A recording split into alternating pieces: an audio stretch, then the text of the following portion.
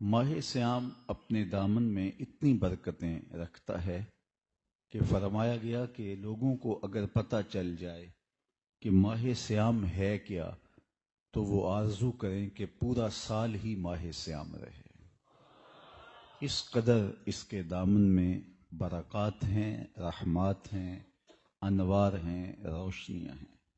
گناہگاروں کے لیے یہ ایک بہت بڑا تحفہ ہے، متقیوں اور پرہیزگاروں کے تقوی کو بڑھانے والا ہے۔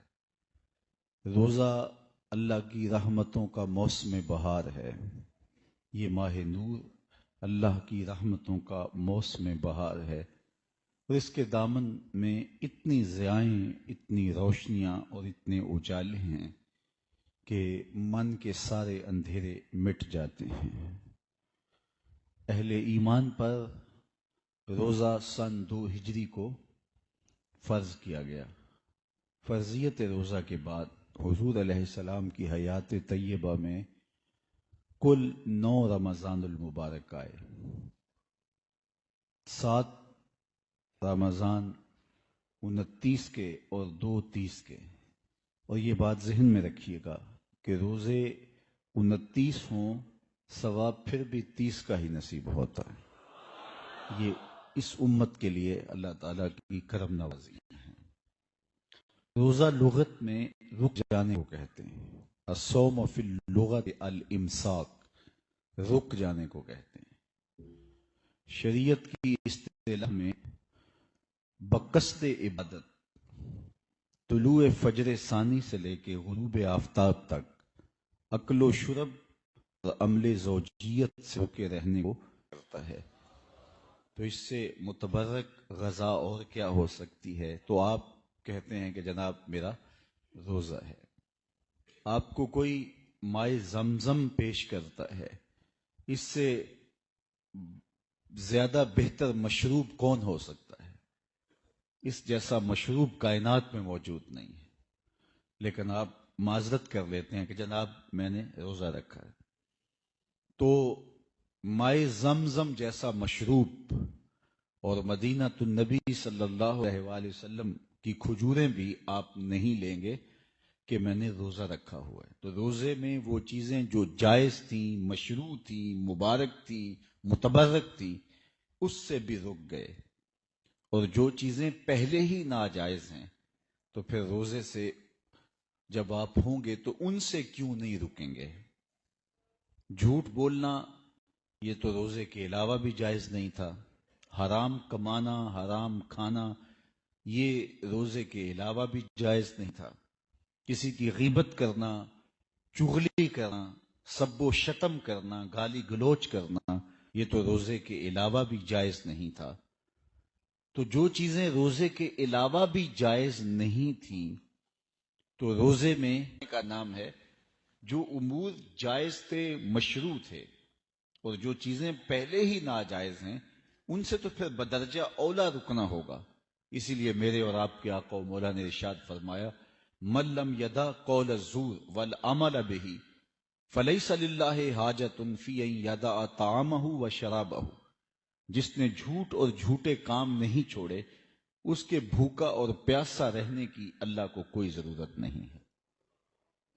تو روزے میں ان امور سے بھی رک جایا جائے جو امور شریعت اسلامیہ نے عام زندگی کے اندر بھی روکے ہیں، عام زندگی میں جن سے رکنے کا حکم دیا ہے۔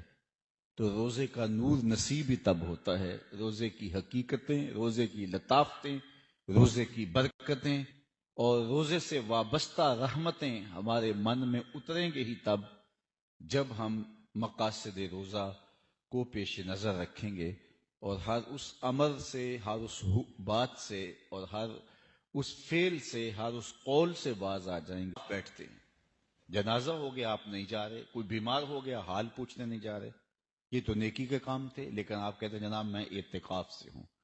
تو اعتکاف کیا تو جائز اور مشروع کاموں سے بھی رک گئے۔ اللہ ہماری پرکھ کرنا چاہتا ہے، ہماری آزمائش کرنا چاہتا ہے۔ احرام کی پابندیاں ہیں، جائز اور مشروع کاموں سے بھی احرام کی پابندیوں کی وجہ سے رک گئے۔ اسی طرح روزہ ہے، تو روزہ ہمیں سکھاتا ہے جب ان چیزوں سے بھی ہم رک جائیں گے روزے کے دوران عام زندگی میں جائز رکھی ہیں تو پھر ہمارے لیے مشکل نہیں ہوگا ان کاموں سے رکنا جو اللہ نے ناجائز رکھی ہیں۔ تو روزے کے بعد، رمضان المبارک کے گزارنے کے بعد پھر انسان کی زندگی کے اندر ایک تبدیلی پیدا ہوگی۔ آپ نے کبھی اس بات کا اندازہ کیا ہوگا، اس کی روزہ ایک ٹریننگ ہے ہماری، ہمیں سکھایا جاتا ہے کہ میاں تم ان امور سے بھی رک جاؤ جن امور سے اللہ تعالیٰ جل شانہ نے تمہیں عام دنوں میں نہیں روکا، اور جو امور جن سے فاقہ کشی کرنا، روزے رکھنا، 40 دن اعتکاف کرنا قرآن مجید میں موجود ہے۔ تو پچھلی امتوں میں بھی یہ روزے فرض کیے گئے تھے، لیکن کہا تمہارے اوپر بھی روزے فرض کیے گئے ہیں۔ روزے کیوں فرض کیے گئے ہیں؟ بھوک اور پیاس کا مقصد کیا؟ یہ خوراک بچاؤ مہم تو ہے نہیں، بلکہ وَشَهْرٌ يُزَادُ فِيهِ رِزْقُ الْمُؤْمِنِ، فرمایا گیا کہ یہ وہ مبارک مہینہ ہے رمضان المبارک جس میں مومن کا رزق بڑھا دیا جاتا ہے، اس کے رزق میں برکت ہو جاتی ہے۔ آپ اپنا بجٹ دیکھ لیجئے، عام مہینوں میں جو آپ کے گھر پر روزے فرض کیوں کیے گئے؟ تو فرمایا اس لیے لعلکم تتقون، تمہیں اتقاء کی دولت نصیب ہو، تمہیں تقوی مل جائے، یہ مقصد ہے روزے کی فضیلت کا۔ ورنہ اللہ 70 ماؤں سے زیادہ پیار کرتا ہے، وہ کیسے گوارا کر لے کہ میرا بندہ بھوک اور پیاس کاٹے؟ ایک ماں گوارا کرتی ہے کہ میرا بچہ بھوک میں رہے؟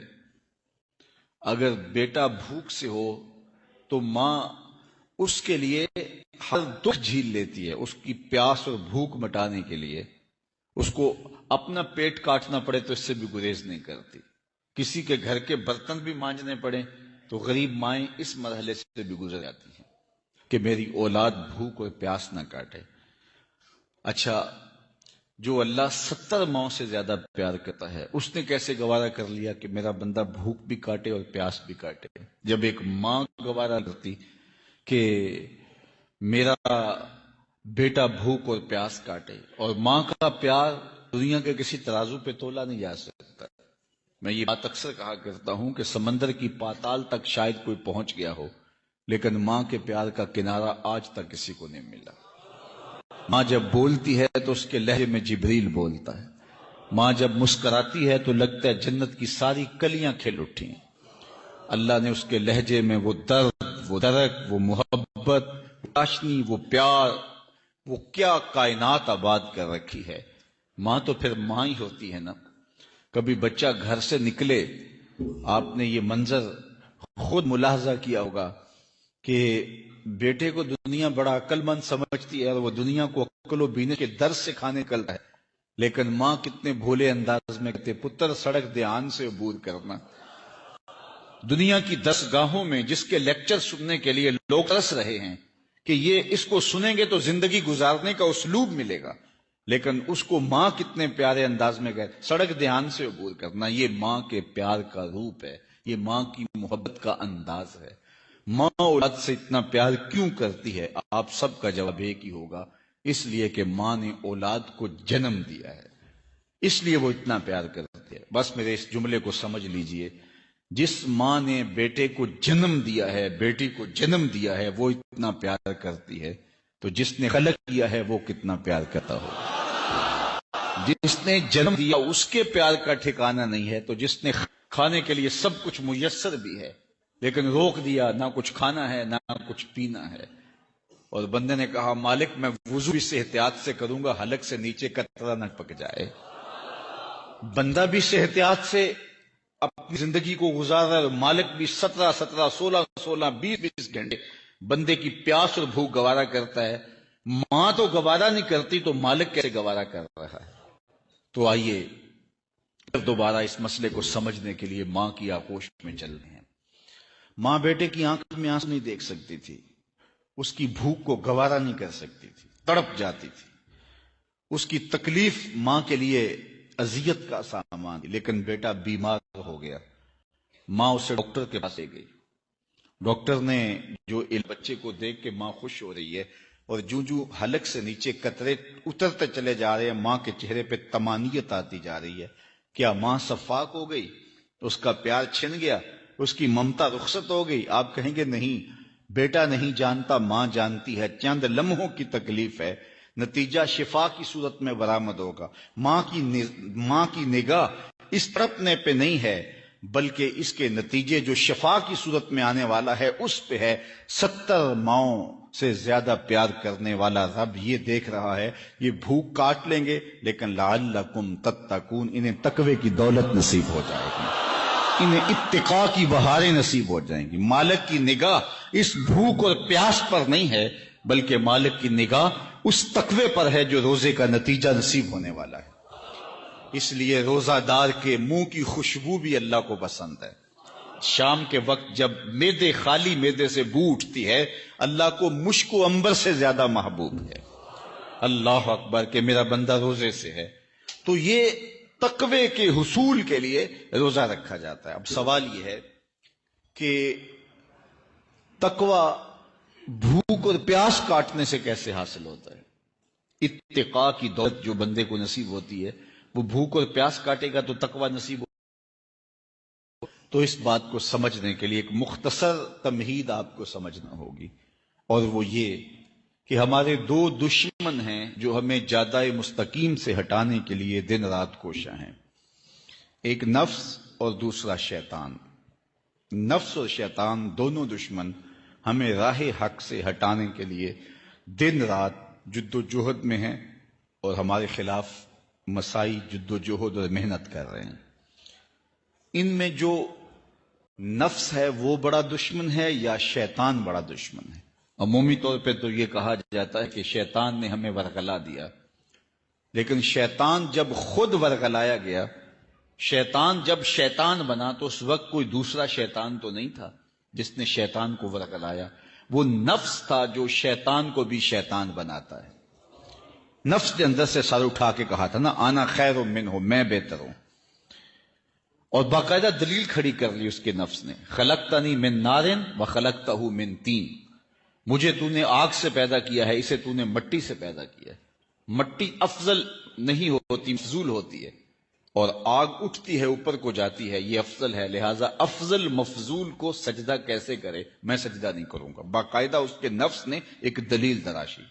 اللہ اگر چاہتا اس کی دلیل کے بخی ادھیڑ کے رکھ دیتا، لیکن اللہ تعالیٰ نے اس کی دلیل کا جواب دینے کی بجائے کہا جا میرے دربار سے نکل جا۔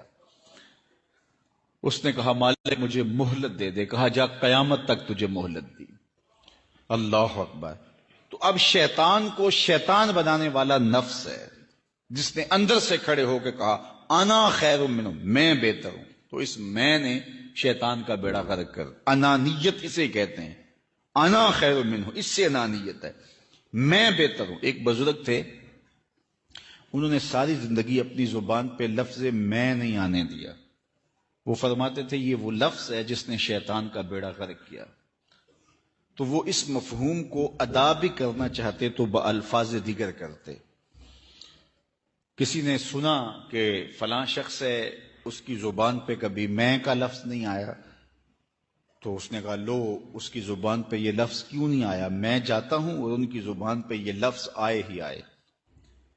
ہر شخص کی اپنی ترجیحات ہوتی ہے، ایک مہم پہ نکلا کہ ان کی زبان پہ لفظ میں لے کر آنا ہے۔ گیا، حضرت بیٹھے تھے، حضرت ایک مسئلہ پوچھنے آیا ہوں۔ بیٹا پوچھئے۔ کہا شیطان کو کس چیز نے برباد کیا تھا؟ حضرت اب تو بولیں گے نا کہ میں نے اس کا بیڑا غرق کیا تھا، تو کہوں گا جیسے بھی زبان پہ لفظ تو آ ہی گیا، اور شیخ بھی بڑے سمجھدار تھے، سمجھ گئے اس کی نیت کے کھوٹ کو کہ یہ کیوں آیا ہے اور یہ مسئلہ کیوں پوچھ رہا ہے۔ ہر مسئلہ تفہیم کے لیے نہیں پوچھا جاتا، اس کے مقاصد اور بھی ہوتے ہیں، اور اہل اللہ کو اللہ نے وہ بصیرت دی ہوتی ہے جو سائل کے انداز سے سمجھتے ہیں کہ اس کے مقاصد کیا ہیں۔ تو کہا حضرت پوچھنے آیا ہوں کہ شیطان کو کس چیز نے برباد کیا؟ حضرت فرمانے لگے نماز کا ٹائم ہو گیا، ابھی جماعت کھڑی ہونے والی ہے، نماز کے بعد اس پہ بات کرتے ہیں۔ خیر نماز ہوئی، سلام پھرا تو حضرت خود فرمانے لگے کسی نے پوچھا تھا کہ شیطان کو کس چیز نے برباد کیا، جواب دینا چاہ رہا ہوں کس نے پوچھا تھا؟ جھٹ کھڑا ہو گیا میں نے۔ کہا بس اسی نے اس کا بیڑا غرق کر دیا۔ تو انانیت میں جو ہے یہ شیطان کو شیطان بنانے والی، نفس جس نے اندر سے سر اٹھایا اور کہا انا خیر منہ، میں بہتر ہوں، تو یہ شیطان کو شیطان بنانے والا نفس ہے۔ تو نفس شیطان سے بھی بڑا دشمن ہے۔ اب ہمارے ساتھ دو بڑے دشمن لگے ہوئے، ایک شیطان اور دوسرا نفس، اور دونوں ہمارے باطن کو اجاڑنے کے لیے، ہمارے من کو بے چراغ کرنے کے لیے، ہمارے اندر کی روشنیاں بجھانے کے لیے دن رات کوشاں ہیں۔ ایک تنہا ناتواں اکیلی جاں دو دشمنوں کے نرغے میں، اور دونوں دشمن بڑے تگڑے اور بہت طاقتور، اور ہر وقت ہمارے اوپر حملہ آور۔ الشیطان جاسم علی قلب ابن آدم فاذا ذکر اللہ خنس واذا غفل وسوس۔ حضرت نبی رحمت صلی اللہ علیہ وآلہ وسلم نے ارشاد فرمایا، شیطان اولاد آدم کے دل پہ قبضہ جماتا ہے، اور جب بندہ غافل ہوتا ہے تو یہ وسوسے ڈالتا ہے، اور جب بندہ اللہ کا ذکر کرتا ہے تو یہ بھاگ جاتا ہے۔ تو شیطان وسوسہ اندازی کرتا ہے، باطن کو اجاڑتا ہے، من کو لوٹتا ہے۔ نفس اور شیطان دو بڑے دشمن تھے جو ہمیں جادہ مستقیم سے بہکانے کے لیے دن رات کوشاں تھے۔ اب اللہ کا کرم دیکھیے، اذا دخل رمضان سلسلۃ الشیاطین، جب ماہ سیام جلوہ فراز ہوتا ہے تو شیاطین جکڑ دیے جاتے ہیں۔ جو ہی ماہ سیام شروع ہوتا ہے، چاند طلوع ہوتا ہے تو شیاطین جکڑ دیے جاتے ہیں، پورا مہینہ وہ آزاد نہیں رہتے، جکڑ دیے جاتے۔ سلسلۃ الشیاطین، یہ جو مسجدوں کے دروازے کھل گئے، جہاں 1.5 صف ہوتی تھی وہاں 5 صف تراویوں میں ہیں، تو یہ شیطان کے بند جانے کی وجہ سے۔ لیکن مہنگائی کا طوفان ہے، بد نگاہی ہے، بد تہذیبی ہے، جھوٹ ہے، دیگر امور بد بھی جاری ہیں، یہ نفس کے موجود ہونے کی وجہ سے۔ نیکی کا ماحول پیدا ہوا یہ شیطان کے بند جانے کی وجہ سے، لیکن ہماری برائیاں بدستور موجود ہیں یہ نفس کے موجود ہونے کی وجہ سے۔ اب ہمارے لیے آسانی یہ ہو گئی کہ دو دشمن تھے جن کا ہمارے سے مقابلہ تھا، ایک نفس اور دوسرا شیطان۔ ہمارے لیے یہ سہولت ہو گئی کہ ہمارا ایک دشمن باندھ دیا گیا۔ اب دشمن ایک ہے جس سے ہم نے ماہ سیام میں مقابلہ کرنا ہے، اور وہ دشمن کون سا ہے؟ نفس۔ اب نفس کا مقابلہ اتنا آسان بھی نہیں ہے، یہ بہت ڈاڈا دشمن ہے، اندر کا دشمن ہے، گھر کا بھیدی ہے۔ باج فقیراں کسے نہیں ماریا، باہو ظالم چور اندر داہو۔ یہ بڑا سخت اور بڑا شدید قسم کا دشمن ہے، یہ اس کی چالیں بہت باریک ہیں، شیطان کی چالیں بھی بڑی باریک ہیں، اور نفس کی چالیں اس سے بھی زیادہ باریک۔ اب کیسے مقابلہ کریں گے؟ شیطان بھی ہماری متاع عمل کو لوٹنا چاہتا ہے، حتیٰ کہ ہمارے ایمان کو برباد کرنے پر تلا ہوا ہے، اور نفس بھی چالیں چل رہا ہے، اور ہم اپنی زندگی لاؤبالی میں گزارتے چلے جا رہے ہیں، ہمیں پتہ ہی نہیں کہ ہم موت کے کتنا قریب ہو رہے ہیں، اور شیطان ہمارے اوپر، نفس ہمارے اوپر حملہ آور ہیں، اور یہ چاہتے ہیں ٹھیک ہے یہ چلتا رہے، یہ رسمی زندگی گزارتا رہے، کوئی بات نہیں، اس کے اندر کو ہم لوٹ لیں، اور یہ دونوں دن رات لگے ہوئے ہیں۔ ماہ سیام آیا تو ہمارا ایک دشمن بند گیا، ہمیں تھوڑی سی سہولت مل گئی، اب ایک ہی دشمن باقی ہے جس سے مقابلہ کرنا باقی ہے، اور وہ ہے نفس۔ اب نفس سے مقابلہ کیسے ہوگا؟ تو کسی ایکسپرٹ سے پوچھیں کہ جناب نفس ہے، ہم کمزور ہیں، شیطان دشمن ہمارا بندہ ہوا ہے، 2 محاذ کھلے تھے تنہا جان کے لیے، ایک محاذ بند ہو گیا، اب ایک ہی محاذ ہے، مقابلہ کرنا ہے تو کیسے کرنا ہے؟ اللہ اکبر۔ تو ہم اقبال کی بارگاہ میں عرض کیا کہ آپ بتائیے۔ وہ کہنے لگے میں آپ کو اپنے مرشد مولانا رومی کے پاس لے جاتا ہوں۔ رومی کے پاس اقبال لے کر کے گئے تو رومی نے کہا کہ میں آپ کو ایک اور شخص کا پتہ بتاتا ہوں، اور وہ اتنا کامل ہے اور اس شعبے میں اس قدر ایکسپرٹ ہے، اس نے کہا ہفت شہر عشق را اتار گشت مہنوز اندر خمیں یک کوچام۔ یہ 7 شہر حضرت شیخ فرید الدین عطار گھوم چکے ہیں، اور ہم پہلے شہر کی پہلی گلی کے کونے میں کھڑے ہیں۔ یعنی اتنا بڑا شخص شیخ فرید الدین علیہ رحمہ، تو کہا وہ بتائیں گے تمہیں کہ نفس کا مقابلہ کیسے کرنا ہے۔ رومی کہتے ہیں کہ وہ میرے بھی استاد ہیں، رومی کہتے ہیں کہ وہ میرے بھی ہادی و مرشد ہیں، جس عشق کے شہر میں میں داخل ہوا ہوں اور ابھی کونے پہ کھڑا ہوں، اس طرح کے 7 شہر وہ گھوم کے بھی آئے ہیں۔ آؤ ان سے پوچھتے ہیں کہ جناب نفس قابو کیسے کریں؟ تو شیخ فرید الدین عطار نے کہا نفس نتواں کشت الا باسے چیز، بات گوئم یاد گیرش اے عزیز، نفس نہیں مرتا، لیکن 3 اصلیں اگر آپ کے پاس ہوں تو یہ نفس ٹھہر بھی نہیں سکتا۔ غور سے سن لیجئے، روحوں میں اتار لیجئے، اور زندگی میں ہمارا مقصد ہے اس نفس کا مقابلہ کرنا۔ شیطان کا مقابلہ کرنا بھی ہمارا مقصد ہے، اور نفس کا مقابلہ کرنا بھی ہمارا مقصود زندگی ہے۔ ساری زندگی فریب میں ہم میں نہیں گزارنی، زندگی تیزی کے ساتھ گزر رہی ہے اور ہم آغوش موت میں اترنے والے ہیں۔ تو یہ ڈاڈے دشمن ہماری متاع عمل لوٹ رہے ہیں، ہمارے کیے ہوئے عمل کو عجب سے، تکبر سے، ریاکاری سے برباد کر دیتے ہیں۔ ہمیں پہلے عمل کی طرف جانے نہیں دیتے، پھر عمل کے اندر وسوسے ڈالتے ہیں، پھر عمل ہو جائے تو اس کو پھر برباد کرنے کی کوشش کرتے ہیں۔ کتنے ڈاڈے دشمن ہیں جن کے نرغے میں ہم پھنسے ہوئے ہیں۔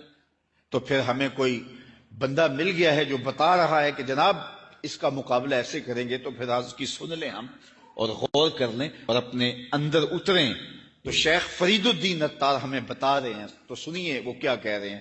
نفس نتواں کشت الا باسی چیز، نفس نہیں مرتا۔ تیسرا تنہائی کا نیزہ، یہ 3 اصلیں تمہارے پاس ہوں تو پھر نفس ٹھہر بھی نہیں سکتا۔ خاموشی کے خنجر سے نفس پہ وار کیا جا سکتا ہے۔ میرے اور آپ کے آقا و مولا نے فرمایا من صامت نجا، جس نے خاموشی اختیار کی وہ نجات پا گیا۔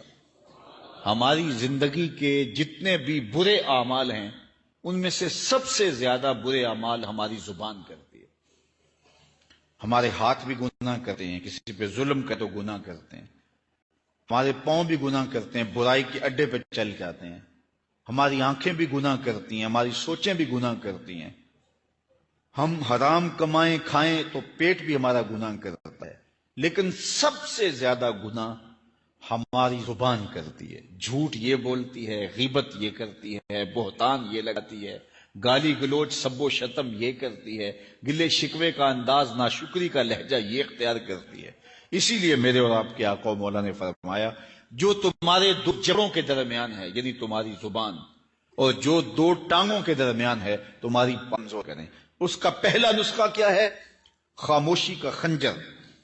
آپ جب خاموشی اختیار کریں گے، زبان کو صرف ضرورت کے لیے استعمال کریں گے، تو پھر نتیجہ کیا ہوگا کہ آپ کے گناہ بہت کم ہوں گے، جھوٹ کم ہوگا، غیبت نہیں ہوگی، بہتان تراشی نہیں ہوگی، دیگر اعمال جو زبان کے ذریعے سے صادر ہوتے ہیں، اور ہم گناہوں میں اضافہ کرتے چلے جاتے ہیں۔ تو زبان کو اگر کنٹرول میں کریں گے، اللہ اکبر، حضور علیہ الصلوۃ والسلام نے زبان کے کنٹرول کرنے کی تلقین کی، اور یہ بغیر ہڈی کے گوشت ہے، اس کو سنبھال لیا جائے، 32 دانتوں میں جکڑ کے رکھی گئی زبان ہے، لیکن یہ پھر بھی قابو میں نہیں رہتی۔ اس کو کنٹرول میں کر لو، اس کو قابو میں کر لو۔ ایک روایت میں آتا ہے جب صبح ہوتی ہے تو سارے اعضائے بدنیاں زبان کے آگے ہاتھ جوڑتے ہیں کہ بی بی تو نہ کچھ کرنا، تیری وجہ سے ہم سزائیں کاٹیں گے اور اذیتیں پائیں گے۔ تو زبان کو قابو میں کرنا، اور اس کا علاج کیا ہے؟ خاموشی۔ من صامت نجا، جو خاموش ہوا وہ نجات پا گیا۔ خنجر خاموشی، خاموشی کا خنجر ہو تو نفس کے لیے بہت بڑا وار ہے۔ دوسری بات لہو وجاؤن، فرمایا اے جوانوں کے گروہ، تم میں سے جو نکاح کرنے کی طاقت رکھتا ہے وہ دیر نہ کرے، جلدی نکاح کر لے۔ کیوں کہ نکاح نگاہ اور پارسائی کی جگہ کا محافظ ہے، تمہاری نظر کو بھی محفوظ کرے گا اور تمہاری پارسائی، تمہاری عصمت کے جوہر کو بھی محفوظ کرے گا۔ تو اگر کسی کے پاس استطاعت ہے تو وہ نکاح کرنے میں دیر نہ کرے۔ فَإِن لَمْ يَسْتَطِعْ، اور اگر کوئی طاقت نہیں رکھتا، اس کے حالات ایسے نہیں ہیں کہ وہ نکاح کر پائے، فَعَلَيْهِ بِالصَّبْرِ، چاہیے۔ تیسری بات فرمایا نیزہ تنہائی، تنہائی کا نیزہ۔ جب آپ عمومی طور پہ مجلسی زندگی میں ہوں گے تو بہت ساری خطائیں اور بہت سارے گناہ مجلسی زندگی میں آپ سے سرزد ہوں گے، تو جب آپ تنہائی اختیار کر لیں گے تو بہت سارے گناہوں سے بچ جائیں گے۔ حضرت شاہ نقشبند بخاری علیہ رحمہ فرماتے ہیں کہ فقیر کے لیے سب سے بہتر جگہ اللہ کا گھر مسجد ہے، یا پھر کامل شیخ کی صحبت ہے، یا پھر تنہائی ہے۔ چوتھی جگہ سوائے ہلاکت کے اور کچھ نہیں ہے۔ العافیۃ فی العزلہ، عزلت میں، تنہائی میں آفیت رکھی گئی ہے۔ اس لیے اپنے آپ کو ایسے ہجوم میں، ایسی جگہوں پہ لے جانے سے روکیں اپنے آپ، جہاں آپ نفس اندر کا بھیتی ہے اور شیطان باہر سے آ کر حملہ آور ہونے والا ہے۔ اس لیے شیطان کو اندر آنے کا موقع نفس دیتا ہے۔ نفس کو ہی کمزور کر لیجئے، وہ آپ کا ساتھی بن جائے، نفس امارہ، نفس مطمئنہ بن جائے، اور وہ نفس جو برائی کا حکم دیتا ہے وہ نفس امارہ کہلاتا ہے، اور جب وہ کثرت ذکر سے، عبادت سے نفس مطمئنہ بن جاتا ہے تو پھر وہ شیطان کے لیے رکاوٹ کا ذریعہ بن جاتا ہے اور آپ کی زندگی محفوظ ہو جاتی ہے۔ اور یہ ہمارا کام ہے، یہ ہمارے کرنے کا وظیفہ ہے۔ دیکھیے حضرت انسان کو اللہ نے اختیار دیا، زندگی دی، فہم دیا، ادراک دیا، گناہ کی قوتیں اور نیکی قوتیں ساری اس کے ساتھ لگی ہوئی ہیں۔ اس نے صرف ایک لا ہے، اس کو تو اپنی زندگی کی راہیں خود متعین کرنی ہے کہ میری دنیا آخرت کے لیے نفع بخش کیا چیز ہے اور نقصان دہ کیا چیز ہے۔ انا ہدیناہ السبیل اما شاکرا و اما کفورا، کہ ہم نے اس کو دونوں راہیں دکھا دی، وہدیناہ النجدین، اس کو پتہ ہے یہ اچھائی ہے یہ برائی ہے، اس نے اس سے اجالنا ہے اپنے اندر کو اور اپنے باطن کو سنوارنا ہے۔ تو ماہ سیام ہمارے لیے موسم رحمت اور موسم نور ہے، جو ہمارے اندر کی روشنی کا سبب اور ذریعہ ہے۔ تو آئیے یہ موسم اللہ نے ہمیں نصیب کیا۔ 5 روزے گزر گئے، ہم 6 روزے کی طرف بڑھ رہے ہیں، باقی ہمارے پاس 24 یا 25 روزے باقی ہیں۔ تو جو گزرے روزے ان کی برکات بھی ہمارے ساتھ ہے، آنے والے روزوں کی بھرپور برکات کے ساتھ لگے اور قرآن مجید کی کثرت سے تلاوت کریں، نفس کمزور ہوگا، تنہائی اختیار کریں، نفس کمزور ہوگا، اپنی زبان پہ قابو کر لیں، نفس کمزور ہوگا، بھوک تو ہم روزے کی وجہ سے کاٹتے ہی نفس کمزور ہوگا۔ اب شیطان چھٹ کر بھی عید کے دن ہمارا کچھ بگاڑ نہیں سکے گا اگر ہم نے اپنے نفس پہ قابو پا لیا، اور اگر نفس پہ قابو نہ پا سکے تو تم بھی اس عورت کی طرح ہو جاؤ کہ اپنے ہاتھ سے، تو پھر کیا انسان ہونے کا فائدہ اور حضور کا غلام ہونے کا ہم نے کیا فائدہ اٹھایا؟ تو صاحبو آؤ مختصر زندگی کو اللہ اور اس کے رسول کے نام پہ لگا دیں، ماہ سیام کی برکتیں ہم حاصل کر لیں، روزہ اپنے دامن میں جو رحمتیں لیے جلوہ گر ہوا ہے، جو نور اور روشنیاں لیے جلوہ گر ہوا ہے، وہ ہم اپنے اندر اتار لیں۔ میرے حضور کا ایک فرمان، 10 سے لے کر 700 گنا تک اس کا ثواب اولاد آدم کو اس کا دیا جاتا ہے۔ جتنا گڑ ڈالو اتنا ہی میٹھا، تو بعض کو 10 گنا، بعض کو 70 گنا، بعض کو 100 گنا، بعض کو 700 گنا، تو 10 سے لے کر 700 گنا تک بندے کے اعمال کا صلہ دیا جاتا ہے۔ لیکن میرے حضور نے فرمایا لیکن روزہ جو ہے اللہ فرماتا ہے وہ میرے لیے ہے اور اس کا اجر میں خود عطا کروں۔ جب وہ خود عطا کرے گا تو کتنا عطا کرے گا؟ سخی اتنا بڑا ہو، جھوٹ سے، تکبر سے، بخل سے، ریا سے اور دیگر امور بد سے اجتناب کرنے کی عادت پڑ جائے۔ روزہ جو سکھانا چاہتا ہے ہم اسے سیکھ لیں اور روزے کی برکات ضبط نفس کی صورت میں ہمیں نصیب ہو جائیں، تو ہم روزے کے بعد بھی، ماہ سیام کے گزرنے کے بعد بھی ایک نئی زندگی لے کر، ایک تازگی لے کر، ایک نور اور روشنی لے کر کے جو ہے وہ معاشرے کے، اسلامی معاشرت کے ایک اہم فرد کی صورت کے اندر جو ہے وہ سامنے آئیں۔ تو اللہ اس ماہ سیام کی برکتیں ہمیں نصیب فرمائے۔ ہر سال مہینہ آتا ہے، گزر جاتا ہے، ہم پورا مہینہ بھوک کاٹتے ہیں اور پھر وہاں کے وہاں ہی کھڑے رہتے ہیں، تو پھر ہمیں سوچنا چاہیے، لیکن اگر تبدیلی آتی ہے تو پھر شکریہ ادا کرنا چاہیے۔